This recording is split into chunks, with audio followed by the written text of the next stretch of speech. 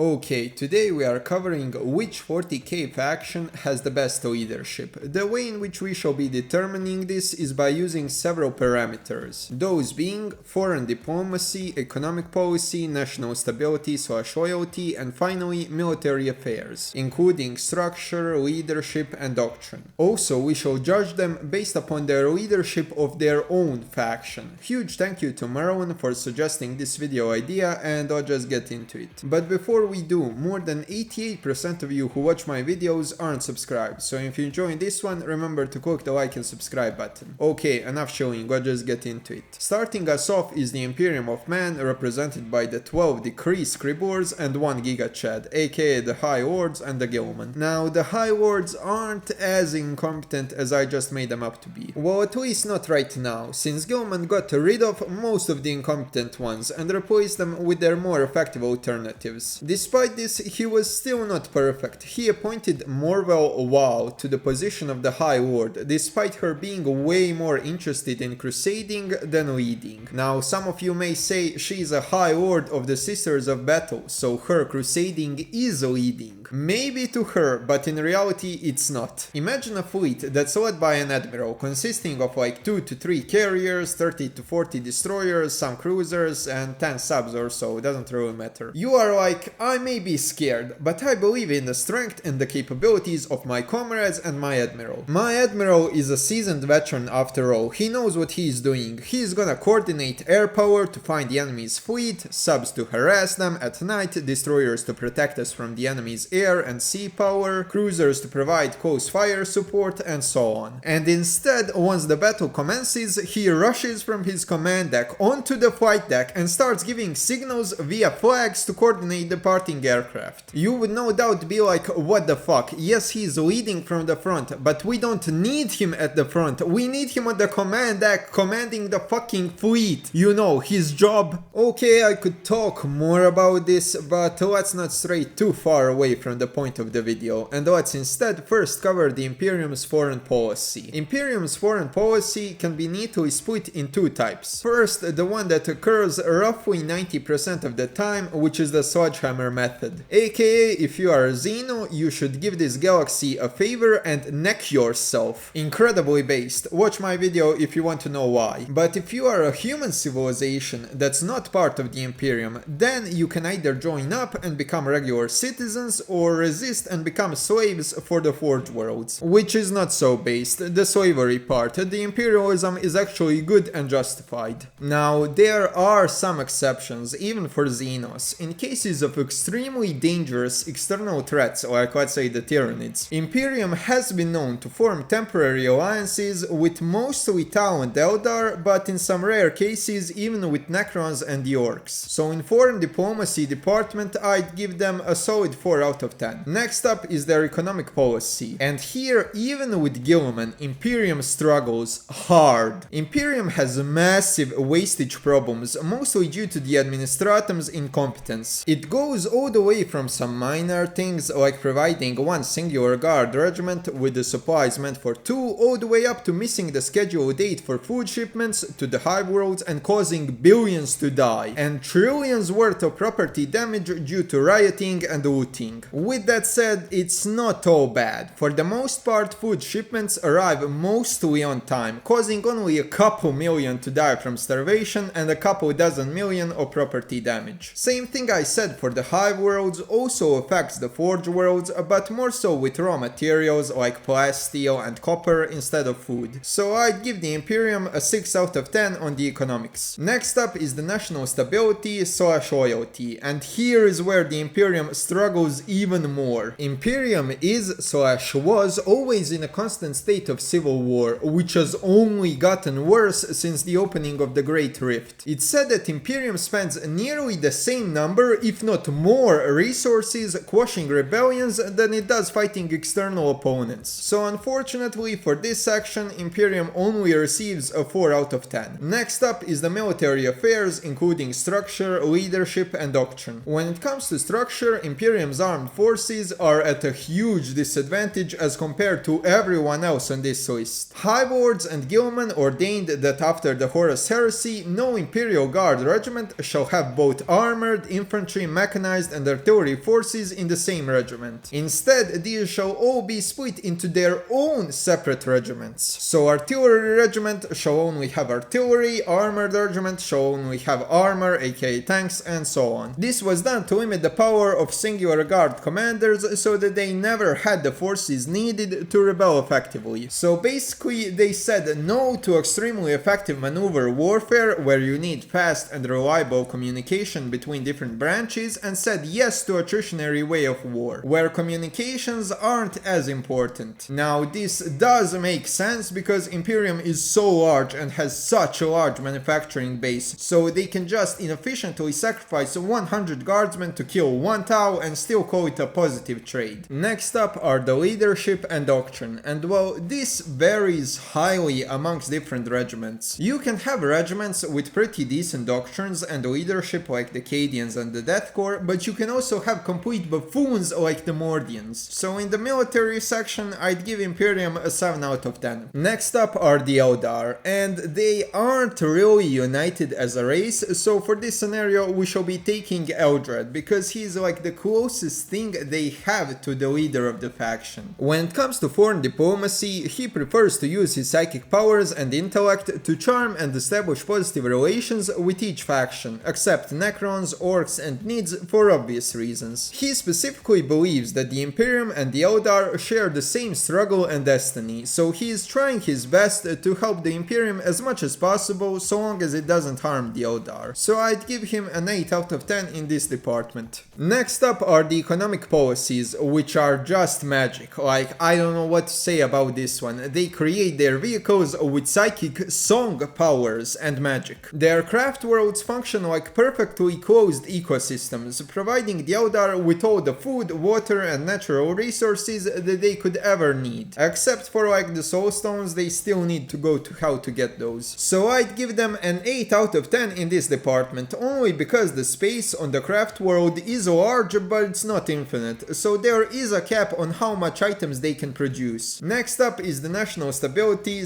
/ loyalty. Although most Eldar respect and like Eldred, they still aren't gonna pool all their resources into helping him whenever he asks. He also has a bit of a reputation of being something akin to an Eldar version of Alex Jones. Guys, trust me, if we all kill ourselves, we can make a new god to fight Slaanesh. And all the other Eldar are like, yeah, whatever you say, Grandpa, let's get you back to bed, your bones are starting to crystallize. So I'd give him a 5 out of 10 in this department, because it's like a 50-50% chance if anyone is gonna even listen to him. Next up are the military affairs. Eldar do have a decent military structure, doctrine, and leadership. They even use combined arms. But what holds them back is that most of their forces are just reservists, if not even regular civilians. And this does limit the maneuvers and tactics that they can employ. That being said, their psychers and farseers are top tier and can sort of see the future alongside being complete beasts in combat. So I'd give them a 7 out of 10 when it comes to military. Next up are the Necrons with their official but not really fully in control leader, the Silent King. First, foreign policy. He actually isn't all that bad in it. He's willing to establish diplomatic relations with basically anyone, although he does lack the charisma of Eldred. You can't really make facial expressions when your face is a plate of steel. With all that being said, he isn't above just using the sledgehammer method, as we can clearly see in the Pariah Nexus. So he'll get a 5 out of 10 in this department. Next, economics. There really is no competition with the Necrons when it comes to economics. They can produce whatever, wherever they want. They have moving factories, legions of non-tiring workers, extremely advanced machinery. It's a clear 10 out of 10 for them in this department. Next, national stability / loyalty. I'm pretty sure that it's stated somewhere in the lore that the Silent King has the loyalty of about a half of the Necron race, whilst the other half are either doing their own thing or loyal to him attack. So in this department I would give him a 5 out of 10, because it's literally a 50-50 split. Next up are the military affairs. And here's the thing, Necrons never tire and don't have morale unless it's on tabletop, because they are machines. But because of that, they also lack initiative. They are never gonna chase a retreating enemy formation if they are not ordered to do so. In cases where their leader gets put out out of action, they are either gonna carry out the previous orders regardless of a newer tactical and strategic picture, or they're just gonna sit in place. So for this section I'd give them a 7 out of 10. Their tactics and leadership aren't the best, but they're good enough considering the technological and equipment advantages that they hold over basically anyone else. Next faction are the Orcs, represented by Gazkul. Foreign diplomacy is literally just Krumpen boys. There really isn't much more to say on the matter, 2 out of 10. Next, economics, which is basically made up from 4 sectors. Number 1 sector, slavery. Slaves dig up crude materials and other manual labor. Number 2, scavenging, aka trying to find rusted sheet metal on the planet so it can be bolted onto other sheet metal to create armored vehicles. Number 3, farming and animal husbandry, mostly done by Gretchens and some weird orcs that are not as interested in war as all the others. Number 4, manufacturing and medical sector, mostly self-explanatory and performed by mech boys and the docs. This entire system is incredibly inefficient and prone to rebellion, which is why the orcs love it. They love to stomp on it. They love to crush rebellions. I'd give them a 3 out of 10 for this section. Next, loyalty/stability. Gazkul is the strongest orc, so he's obviously the best orc for the position of boss. This is what every orc believes, so almost every orc will follow Gaz without a question. 8 out of 10 for loyalty. Next, military effectiveness. Honestly, orcs are dumb as bricks. In spite of them being 3 to 4 times stronger than humans, most of the time they still lose to human formations that are comparable in size to them. Which is not really all that surprising when you consider that they just like to go straight through minefields to reach their targets, considering it to be fun and losses to be acceptable. They also don't do any combined arms, because each orc is fighting for itself. They almost never fight as a unit that communicates and has a clear chain of command. If the boss dies, each orc does what it wants. For the most part, there are exceptions, but they're just that, exceptions. So I'd give them a 3 out of 10 in this department as well. Next up are the Tyranids, led by the Hive Mind. Nid's foreign diplomacy is somehow even worse than that of the orcs, because they simply don't negotiate. They just want to eat you and that's that. Yes, I am aware of the Zotes, they don't work for the Nids anymore. So in this department, Nids get 1 out of 10. Next up are their economics, and while Tyranids aren't really all that efficient when it comes to planet to biomass conversion, especially because they use most of their gained biomass from previously conquered worlds just as fuel to get to the next ones, which is the reason why Tyranid splinter fleets can oftentimes get stopped by singular Imperial Navy fleets. And despite of them being biological factories, they have been known to get attritioned out by Imperial Guard and Tau on several occasions. So I'd give them a 5 out of 10 in the economics. Not bad, but also not fantastic. Next up is their stability/loyalty. Not much to say about this. If the needs are not separated from the Hive Mind, they are 100% loyal. That being said, if they are, they do go a bit feral. So 9 out of 10 for this category. Next, military tactics, strategy and leadership.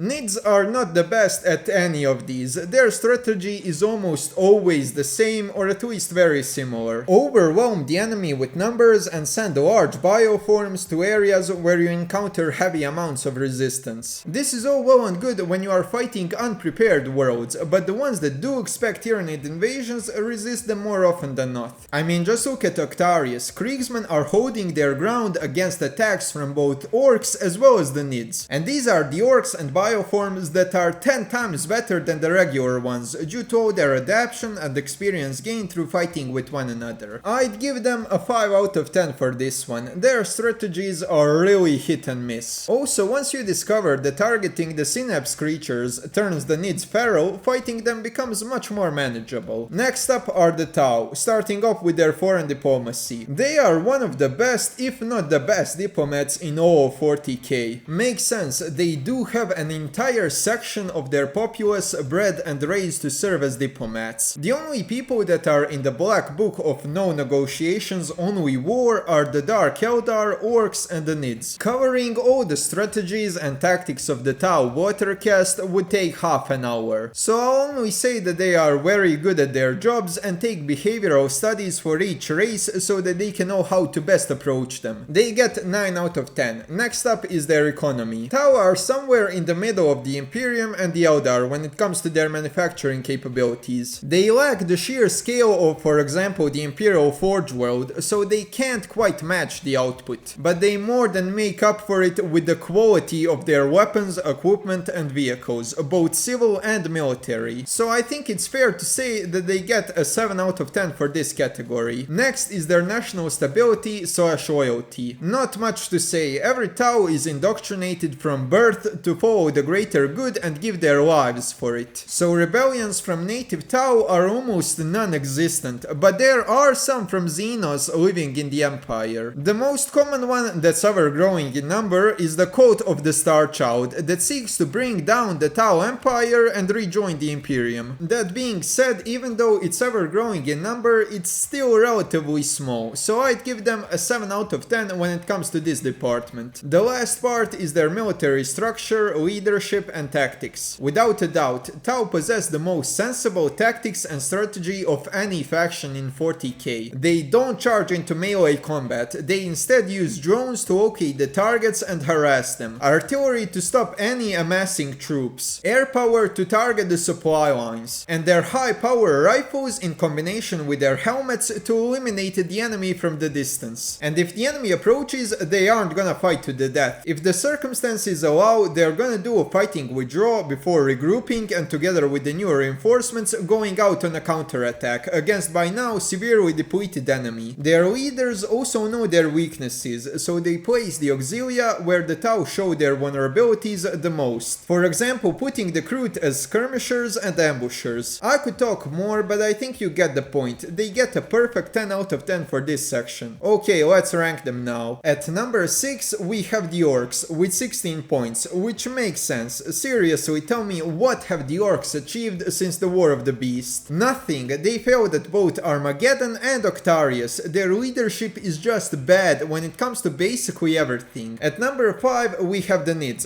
with 20 points. Whilst Hivemind is not the worst leader, it's also quite animalistic and easy to lure into traps, such as Octarius. It's also not the best on the tactical level and struggles to adapt to situations where it's facing several opponents at once. At number 4 we have the Imperium with 21 points, barely above the Tyranids. And honestly, Imperium would have been lower than even the Hivemind if it wasn't for Gilman appointing better Hive Lords and himself trying to fix Imperium. That being said, he still only had marginal effect upon the Imperium, only improving it by like 2 to 4%, which even improving it by only that little still means that you now have a couple trillion more soldiers that are undoubtedly gonna influence the outcome of the events to your favor. But even with that, there is no going around the fact that Imperium is currently losing and losing badly, and that even these improvements are only stalling its total collapse. At number 3 we have the Necrons with 27 points. I don't have much more to say than Silent King still makes mistakes and is only in command of like half of his race. In spite of that, he is still a Necron and as such has amazing tech and manufacturing capabilities. Next up at number 2 are the Eldari with 28 points. Eldred is super effective when it comes to forming coalitions and he can make Eldari unite against existential threats. But the only thing keeping him down is his reputation amongst the Eldari, which no surprise leaves the Tau at number 1 with dominating 33 points. They are made to be a realistic faction by the GW, which of course gives them the edge over all the other factions because they use common sense and logic, instead of, you know, betting it all on red and praying for the best. But those are just my opinions. If you disagree or even agree, comment your thoughts in the comment section down below. Leave a like if you enjoyed this video, share it with your friends. Until the next time, I hope you have a wonderful rest of your day.